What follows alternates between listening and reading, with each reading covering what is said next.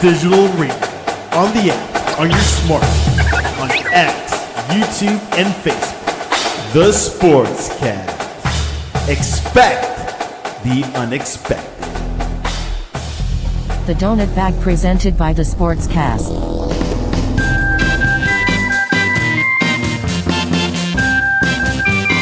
The Donut Bag, hosted by Joey Bag of Donuts.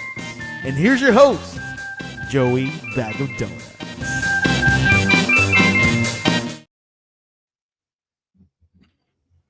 I'm telling you, we really should have the music running. Do, do, do, do, do, do. That'd be like, yeah, like it's like a dance party. What'd you think of the offensive line? Anyway, welcome to the Donut Bag Podcast, part of the Sportscast Network. If you want to join in the conversation, jump on YouTube. It's youtube.com/Joey Bag of Donuts Fiend 7NF. I'm telling you, one of these times I'm going to figure out how to. I think you could do it on Twitter. I think you could.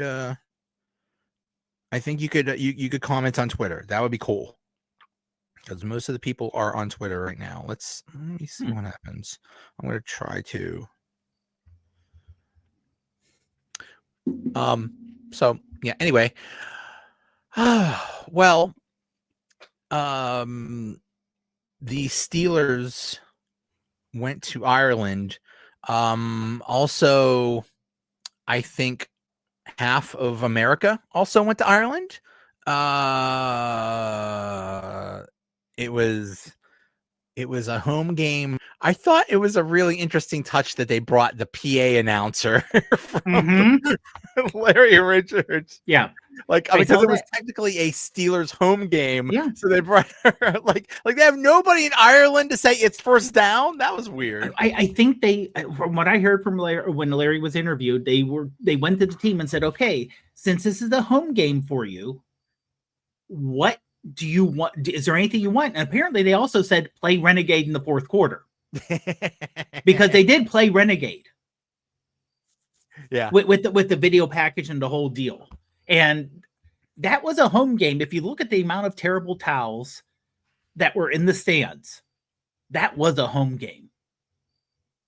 You know, in terms of number of fans, a lot more Steeler fans traveled than Minnesota fans. Well, they set it up as a home game because remember when they announced it, they said the Steelers are going to Ireland. The Steelers will play in Ireland. They didn't say when, but they said the Steelers are going to Ireland. Get your tickets. We don't know who they're playing. We don't know when they're playing, but get your tickets to go to Ireland. And like that had to be weird because and I saw so many things. It's like, okay, we're guessing it's end of September. We're just guessing it's end of September. But either way, so it was like they gave the Steelers fans that advantage of the heads up. The heads up. And it's like, oh, by the way, you're playing Minnesota. And so I mean, I don't know how well Minnesota fans traveled, but it just seems like so many people just took that as an opportunity to have a vacation. I know so many people that have gone there and it just looks so cool. Have you ever been to never been anywhere in Europe or the UK or but it, like I said, it looks so nice over there. And at least for Americans, it's different, but they all speak English, right? Even though there is the native language, in Ireland, everyone speaks English well, so you don't have to worry about that. There's different foods, but it's not so different for a lot of people.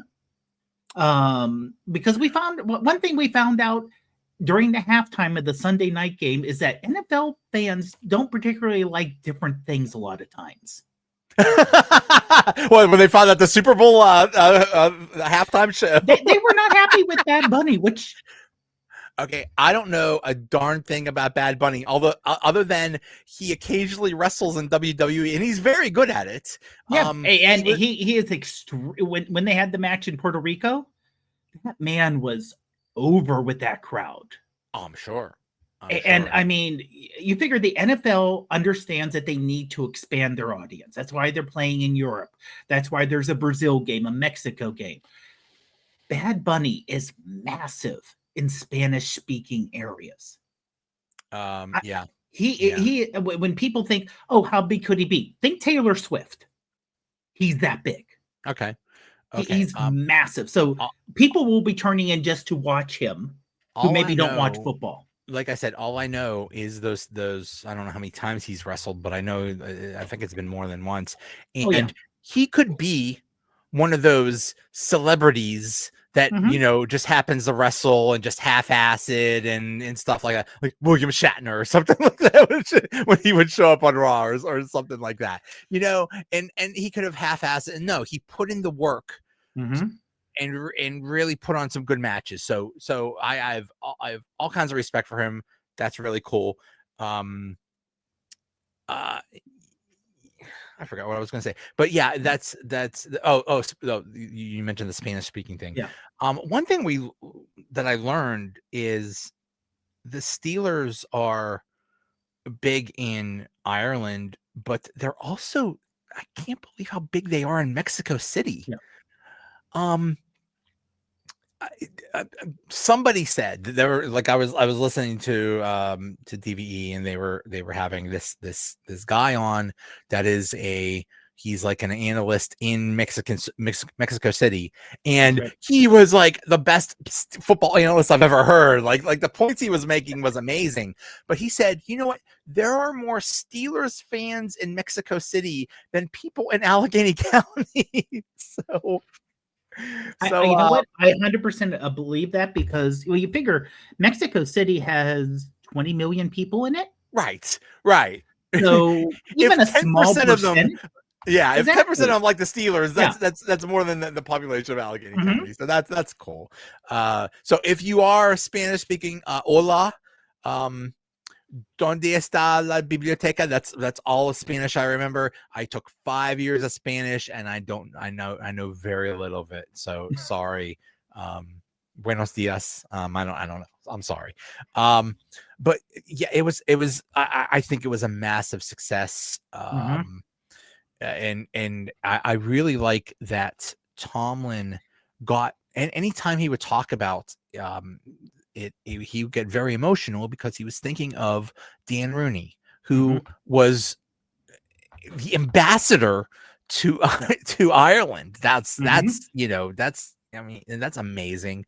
And it was his dream to have a game in Ireland, and his dream came true. And that was just so cool. And anybody, I mean, not too many people on the team remember Mr. Rooney, but I know Tomlin did, Cam Hayward, Omar Khan, I'm sure people in the organization, stuff like that. But it was a very emotional time, and this seemed to be such a success.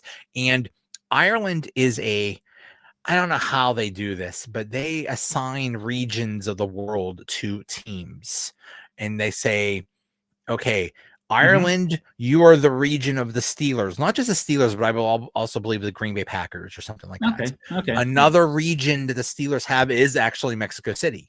So don't be surprised if there's a game there, in the near future. But I can see this becoming a regular thing, like not every year, but maybe every 2 years, maybe 4 years, something like that. Because I think this was a massive success, and I mean, it just seemed everything went well, so good for them.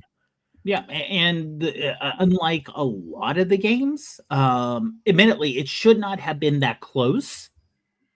It should have been a blowout and continue to be a blowout. I'm not going to throw that at Tomlin, going for fourth when it was fourth and on the 3-yard line instead of kicking the field goal. He actually did not live in his fears. He actually went for the killer instinct in the fourth quarter.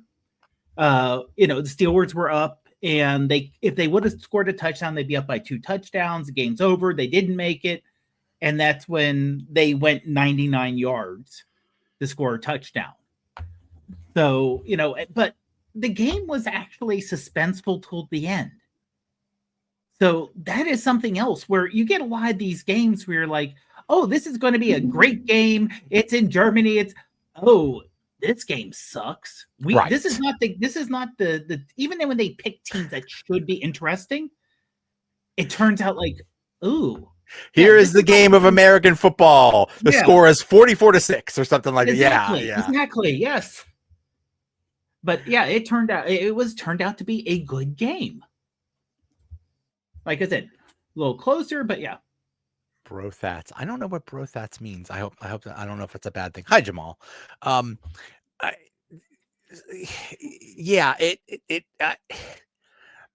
Going into the game, it was comical because the Steelers were 2-1, but people acted like they were 0-3 and like, oh my God, what is wrong with you? How can you not win these games so convincingly? How can you why are you just barely winning these games? It's because it's the NFL. That's why.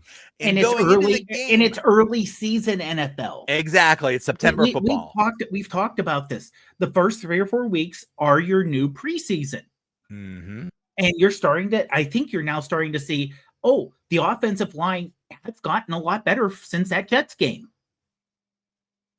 Except for that the very first play of the game. But they seem to have gotten a lot better. There's a running game where there was nothing the first week or two. It may be opponents, that's true. But it seems like there's more cohesion, which takes time. All we heard,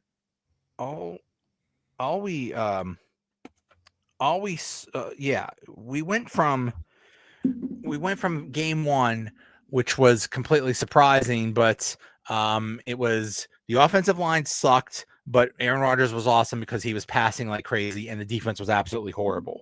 Then we went to the Seahawks, the home game where the defense still sucked and the offense was a little bit better. Then we went to the Patriots game where the offense got a little bit better and the defense was finally starting to show something. And now we come to this game where the running game actually worked.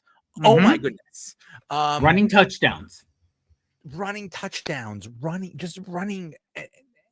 just the offensive now, and all that needed to happen for everything to work was to get the running game going.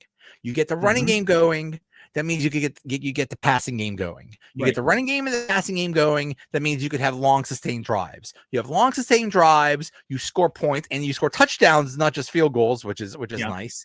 Yep. And that keeps the defense off the field.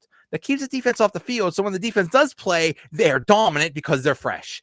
Everything works when the offensive line works and the running game works. It all works. Complementary football. It all works.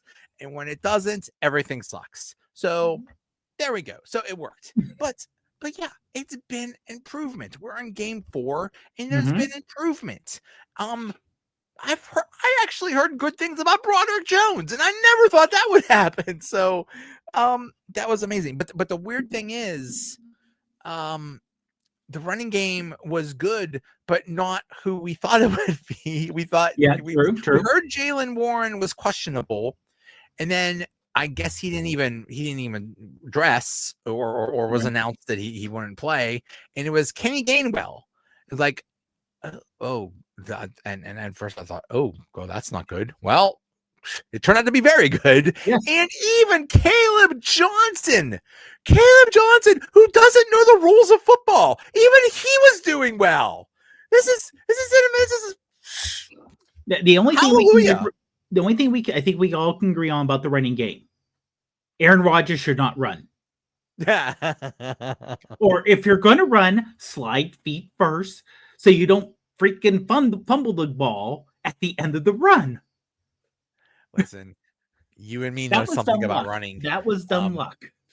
A couple things are true. You and me know something about running. We're both over 42, but and we're not winning any races anytime soon. No. But Aaron Rodgers, I swear, when I was 42, I ran a little bit faster than that. And then that one time he ran, somehow, I don't know if he planned to, but he just like threw the ball backwards and it landed in Broderick Jones, and Broderick Jones kept fumbled running. it. He fumbled it when he was going down. There's good. There's being like, he had to run behind Aaron Rodgers and not just go, the quarterback's way out there, I'm not running. Right. He had to put the effort to be in position. Great, But great heads up play on his part. But it was also a lucky bounce because Mhm. the ball could have bounced this way or to the right or forward, and then it's a turnover. Yeah. But Yeah. again, it's effort and positioning. The fact that, yes, the play broke down, the quarterback scrambling, but you're still running out there. Yeah. That's good heads up. That's good heads up. And that's a positive thing. And also, I know that I don't know if we're still hearing the Tomlin's an idiot and why don't we get rid of him and everything else. Just remember, you could be in Baltimore. Right. And what they're saying about the genius John Harbaugh head coach they have there, where admittedly they played very difficult teams, but they're still 1-3. Yeah. And they got smacked around by the Chiefs last night. Yeah. Which a very bad looking 1-3. Yeah. I mean, that their first game against the Bills, that was a nail biter and could have gone either way. But Right. that game last night was not close at all. It's such a shame to see I mean, between that and Cincy with their injuries and Cleveland being Cleveland. We could win this division, I think. Now, it's not out of the possibility. It really isn't.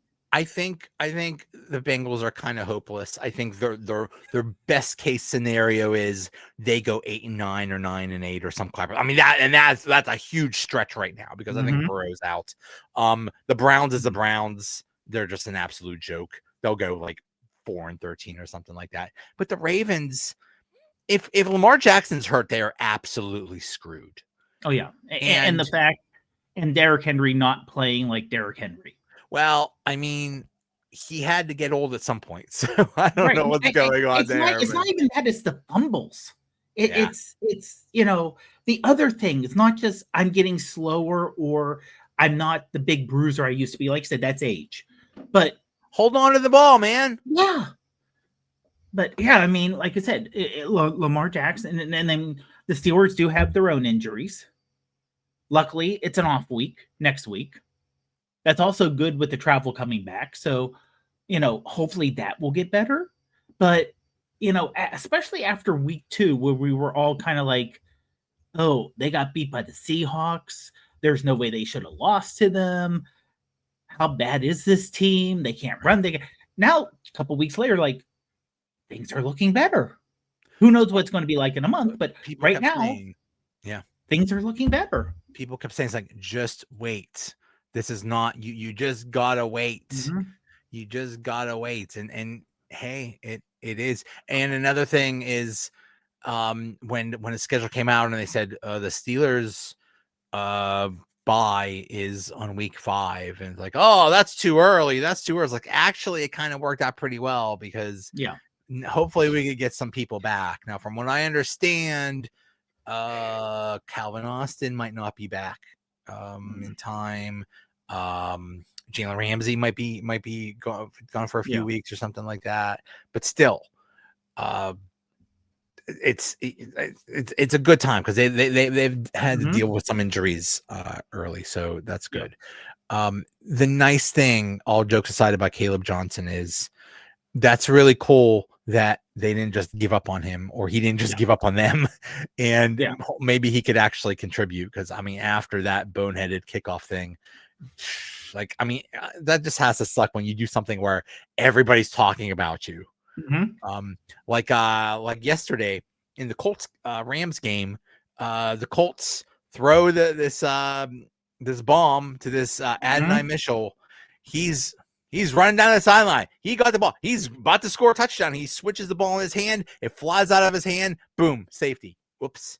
So it has to suck when the entire country is saying you're an idiot.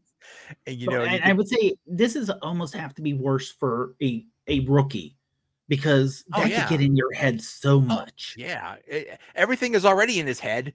Oh, yeah. Trying to do well in the National Football League, and seeing if you could do it, and then you screw up. So yeah, that has to really mess with you. But on top of the offense looking good, the defense looked good too. TJ Watt is really starting to kick butt. He created his own, he batted his own ball and he created his own interception. That was nice. I think having Deshaun Elliott back helped a lot. And there were less communications issues. There still were communications issues, but there were also some injuries they were dealing with. But yeah, the defense looked good. Nate Herbig is looking good.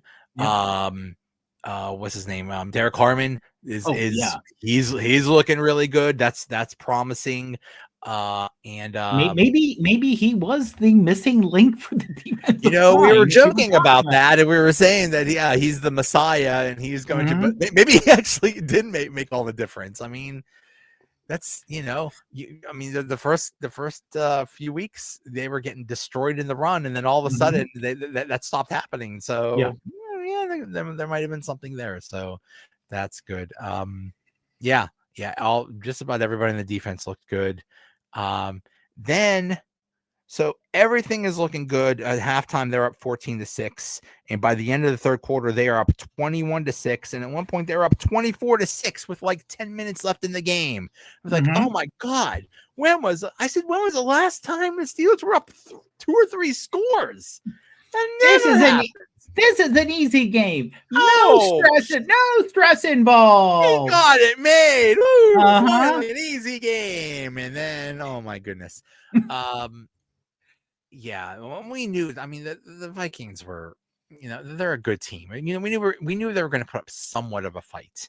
Yeah, but there were some questionable decisions. Well, though there were some decisions that were made. There were a couple times where it came down to 4th and short, and the decision was, I think like the one time the ball was like on the 2 or 3 yard line or something like that. And apparently they were going to kick the field goal, but then the people on the offense convinced Tomlin to change his mind and actually go for it.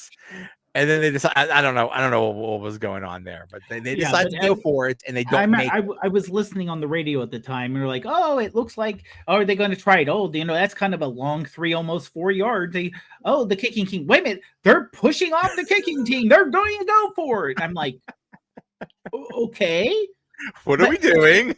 Yeah, I mean, honestly, if they would have made the touchdown, game's over at that point. Yeah, you're up 2 touchdowns, more than 2 touchdowns. Game's over. You kick a field goal, you would be up by what, like 6 at the time. So you're like, okay, you would make the other team score a touchdown, but it's still a 1-score game. And I can honestly see that. First of all, my thought was, why didn't we throw it to Washington? Or honestly, why didn't we just throw it to Washington? I mean, we're running good, but you got 6'7", 300-pound tight end on the goal line. Godzilla. You have Godzilla. You fake the run, and you have him run out where, the defensive back who is like, what, 6 to 8 inches shorter.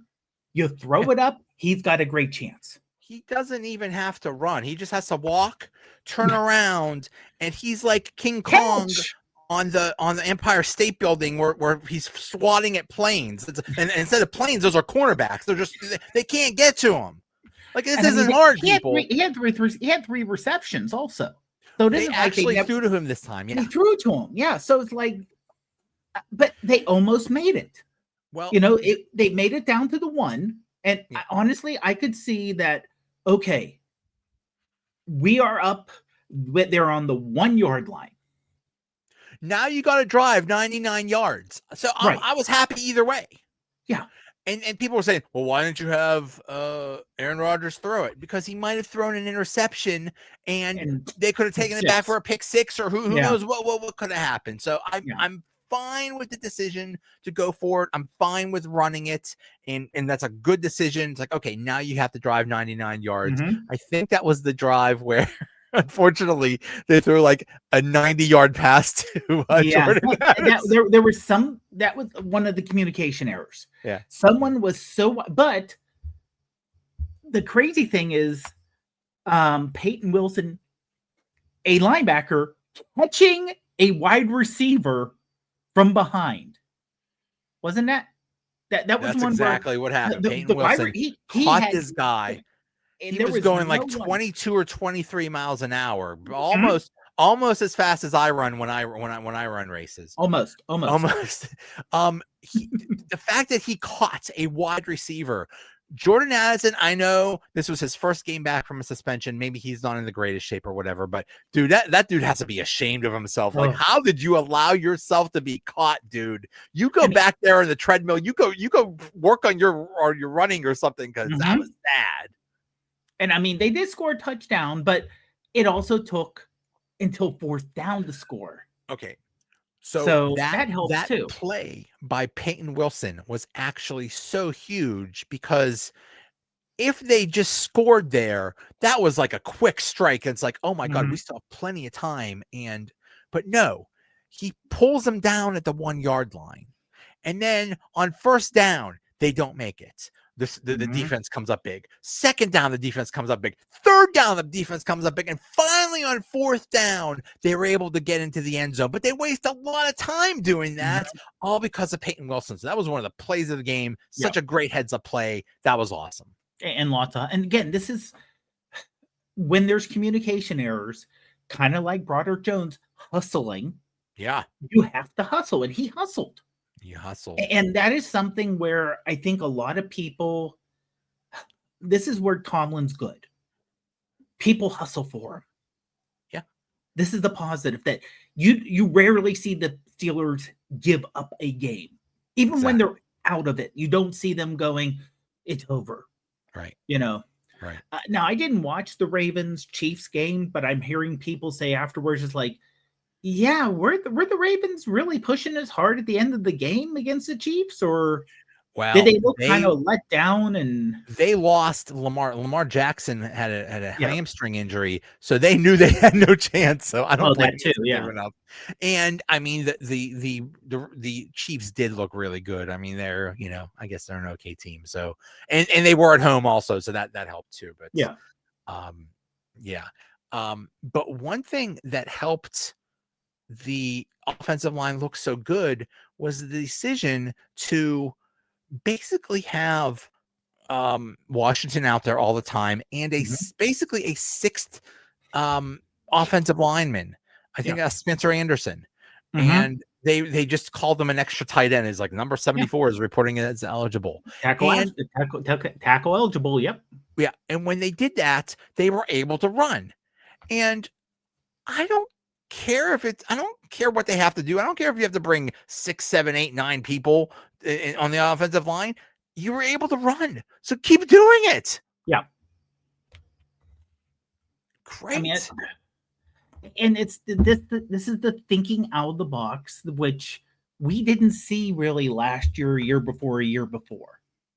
And I think having Aaron Rodgers helps a lot. Because here's a quarterback who is Russell Wilson was a veteran last year, true. I mean, they're both veterans. But Aaron seems to be able to handle the changes maybe better. Also, the first half of last year was Justin Fields being the quarterback. And it did not look like they had any faith in him at all to do anything beyond dink passes and you can run. Exactly. And Russell Wilson is washed. Yeah. And Aaron Rodgers, I'm in shock of how well this is working and how well he is just getting along with everyone. It's just so nice to see a real quarterback that has the intelligence to find the open receiver and also has the physical ability to throw it over the middle. Yeah. I like I said, Russell Wilson, when he was earlier in his career, he was a better runner, not like Justin Fields running, but running enough where he could get around the offensive line and throw it everywhere. He couldn't do that last year. Right. And, well, that's because he's not that young anymore. Right. And that's his problem is. Well, Aaron's not that young, but he's tall enough that he can handle throwing over the offensive line and hitting like that wonderful throw to DK Metcalf where it was like you hit him perfectly in stride and it was like, oh, there's 6 people around him. It doesn't matter. You know what? And that's a thing. Not only, when we would see previous quarterbacks actually hit the receivers, it would be the ball would be a little bit behind them or they would have to come back or whatever. Aaron Rodgers is hitting them in stride, and you saw with DK Metcalf just turn on the burners. And I feel bad for any person in the secondary that has to try to chase down or tackle DK Metcalf because that's I don't think anybody in Ireland I don't think anybody like DK Metcalf plays soccer or whatever sports they play in Europe or rugby or something like that. Yeah. Right. He is a worldwide freak, not just a freak. Yeah, I mean, honestly, there's not that many wide receivers who are his size. Yeah. His strength and his speed. Yeah. Because you get the big wide receivers, but they're not speedsters, or you get the speedsters and they're not big. He is, and meaning this in the best way possible, a genetic freak. Oh, he's certain ways you're just born with abilities, and it's a matter of do you take advantage of them or not. He is right now. Wait, who else was a genetic freak? Was that Scott Steiner? That was Scott Steiner. Yeah. And and that was partially genetics and partially other things, if you remember Big Papa Pump. He was. he went from the dude that would do the Frankensteiner and like all these things to Big Papa Pump. Not just he was he really lived up to the name Big Papa Pump. I wish I remember the Steiner math promo. That was one of the greatest promos of all time. 33 and a third. Oh, it was one of the greatest things ever. But yeah, DK Metcalf is absolutely unbelievable. And I'm it's just such a great thing. It's you have a quarterback that can feed him the ball and a wide receiver. We haven't had a wide receiver like him since Antonio Brown. Prime AB, yeah. Yeah. And someone who you could tell that the ball he scored the touchdown on was a little behind. Not majorly, but he made the adjustment. Very seamless, but he made the adjustment just to slow down a half a hitch so the ball would hit him here instead of being behind him. All we heard was before the week was, oh, they're going to get so outcoached. Brian Flores is a genius. They should have kept Brian Flores as a defensive coordinator. What were they doing? That may have been correct. We have to say that may have been a correct move, but not in this week. Tomlin and his generals outcoached him. Yeah, and Arthur Smith outcoached Brian Flores. Yeah, and yeah, they hear these things. They're not in a glass jar or something like that. That doesn't get it there. They hear all these things we're saying about them. So they take it to heart. But yeah, it worked. Hi, Larry. But yeah, everything worked, and now we go into the bye, and I don't want to put ourselves ahead, but the next game is it at Cleveland or is it in Pittsburgh? I think it's in Pittsburgh. It's in Pittsburgh. Okay. On October 12th. Okay, I'm sorry, that's a win. I don't care who the quarterback is. Yeah, Cleveland is. Yeah. Cleveland is they have a good defense, but you know who the Browns are playing next in Cleveland? The Vikings in The England, right? Vikings. I don't know where. Yeah, 9:30 Yeah, it's a.m. in England. Yeah. So Vikings So having back-to-back games in overseas. so weird. So Maybe their bye week is the next week. I don't know. That would make sense. But yeah, I mean, the Browns are just falling apart. As we all kind of well, expected, having 15 quarterbacks, and the only one with any experience they kept was honestly Flacco. Flacco's getting old, and he got lucky, but maybe time's run out for him. And I'm sorry, you got what, a fifth rounder and a seventh rounder or something like that as your backup quarterbacks, and supposedly Shador is not even running the what is it, the help me the out here. scout team or whatever. Yeah. I heard one person say he's not even running the scout team. So he's doing jack shit. I just saw something that said I forget. I didn't read it, but it said somebody in the know says that he is not. Yeah, he's not doing what he's supposed to. He's basically it's just basically not going well. So basically, the whole thing with him was, why he didn't get drafted was because of his attitude or because of his dad or whatever. Yeah. And this is something is missing with this kid. If I know, the whole league knows. Quit being an embarrassment. You should be embarrassed that you're not the quarterback now.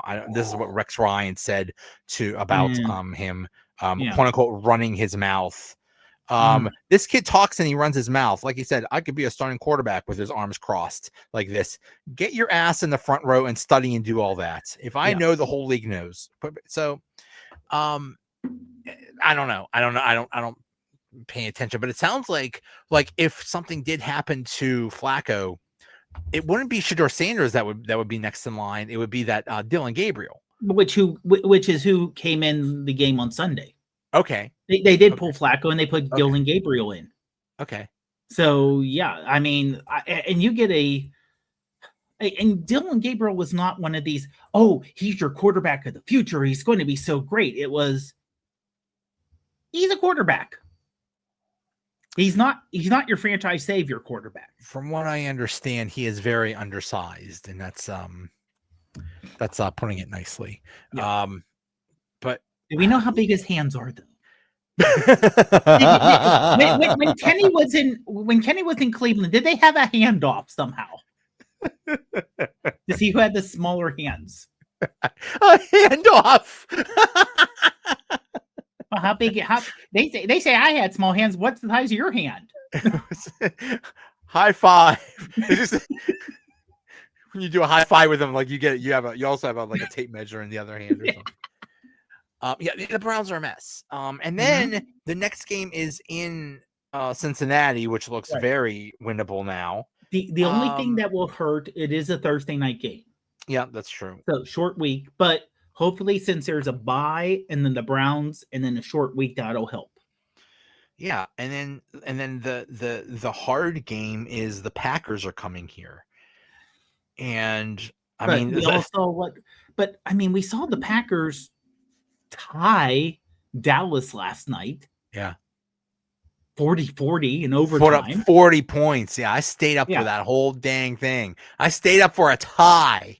And people are like, well, there should be no ties. What do you want them to do?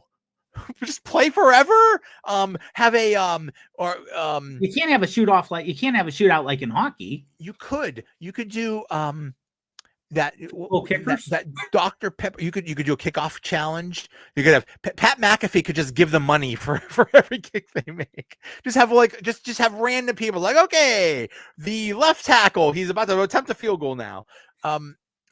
Or you could do the Dr. Pepper challenge that they do in college bowl games where you throw footballs into the hole or something like that. Okay, that could be.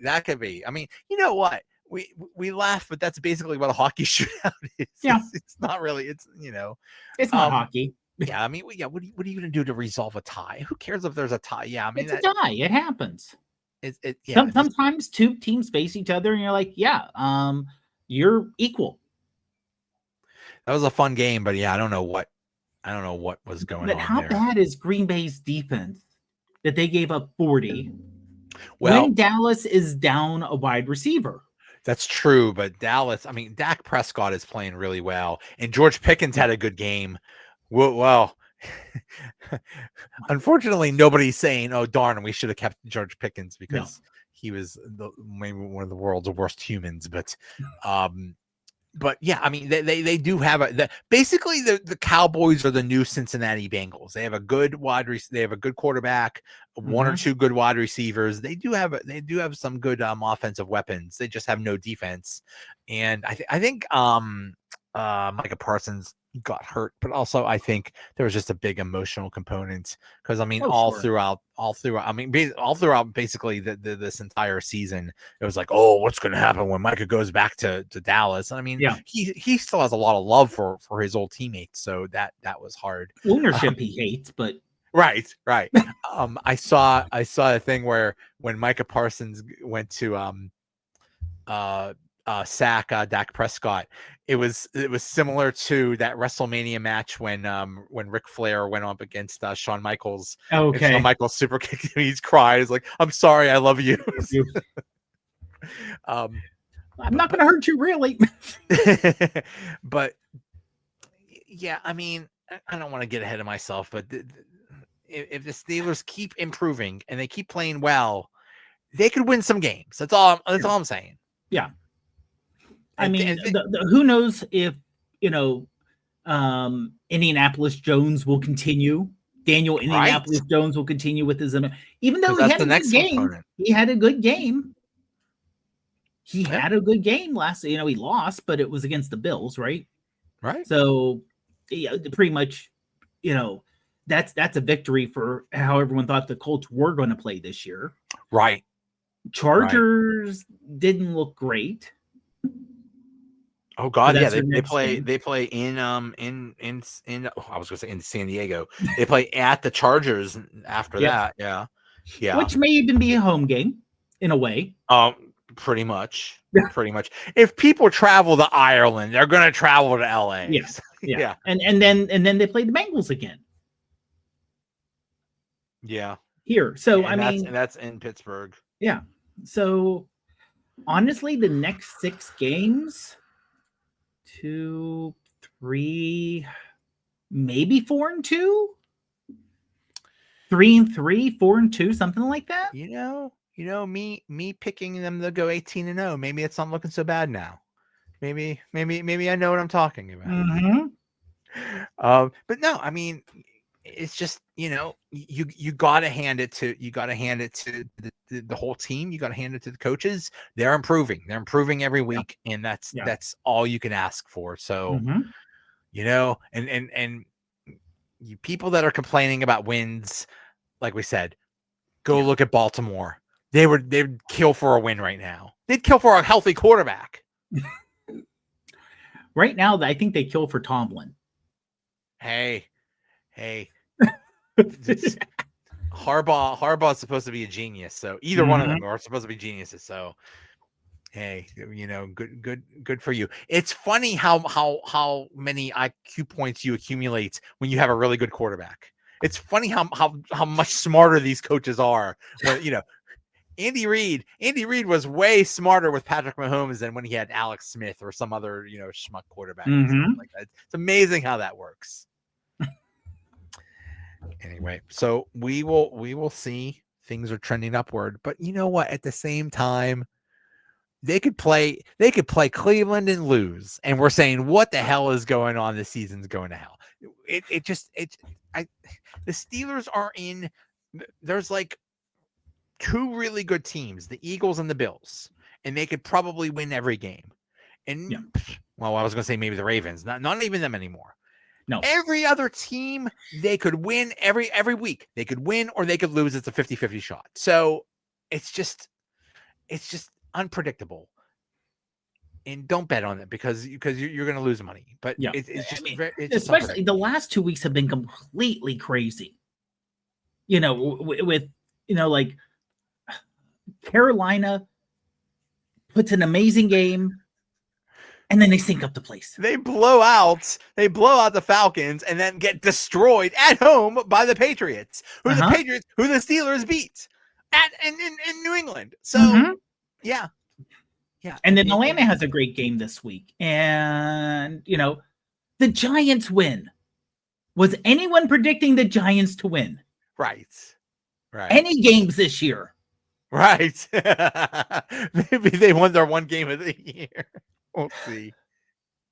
By the way, the turf in New York, everyone involved. If I was the players, I would just say, I refuse to play on this turf because I'm going to blow out my knee and end my career. So please, can you fix the dang turf? And the funny thing is, I think there was it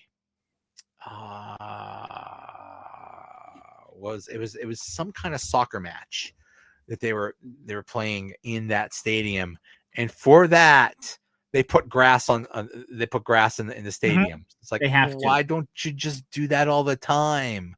Just get grass. Like, it's just like, you look at the list of people that have just that's where Aaron Rodgers blew out his Achilles. Like it's just a crazy number of players that have. I mean, I can understand some places, but they're domed. Like Minneapolis, okay, they're a domed stadium. Right. You could grow grass and bring it. Chicago, that would be tough. Yeah, it's tough. You know what? You deal with it. Buffalo, New England, you deal with it. New York is not that hard to grow stuff on. Yeah. In terms of climate and temperature, but it's because FIFA, the soccer association, said you have to have grass field. We refuse to let anyone play on turf for injury reasons. And then the people on the stadium said, okay, we want to have your money. Therefore, we want, if the NFL said that. Right. Right. I would just as the NFL Players Association, I would just say, for the safety of our constituents, you need to do something about this. Our players will refuse to play if you don't fix this. It's a safety issue, but hey, whatever. Now they're just going to do it just to be stubborn. Oh, well, we will see. We will see, but we will enjoy the bye week. I could get used to starting to watch football at 9:30 in the morning and not and from watching football from 9:30 a.m. to midnight.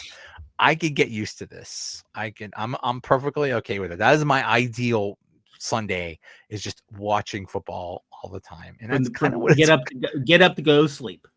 Now, did you notice? Now, we didn't catch the first part of the game because we were running. It was funny. My wife said, "Why did they make the Great Race the same time as the Steeler game?" It's like, well, one was before the other, and they couldn't change it. Yeah. But when I was done with the race, there was this. I don't know if they do this every week or no. what. It was only because of the game being the time it is. Okay. And the Great Race had a going big on. TV. In on 6th Street, and and they blocked off the street, and it became like a party, and it was like one of the coolest things ever. And I just hung out and watched the game there. It's like, this is so awesome. Like, let's just do this all the time. Although when the weather gets bad, I don't want to do that. But still, there's enough roads there's enough streets with cars on them to make a couple of streets without cars, so we can just hang out on a Sunday. Yeah. This is why we can't have nice things. Anyway, all right. Thanks for coming on. Glad to be here, Joe. Glad to be here. See you. Have a great one.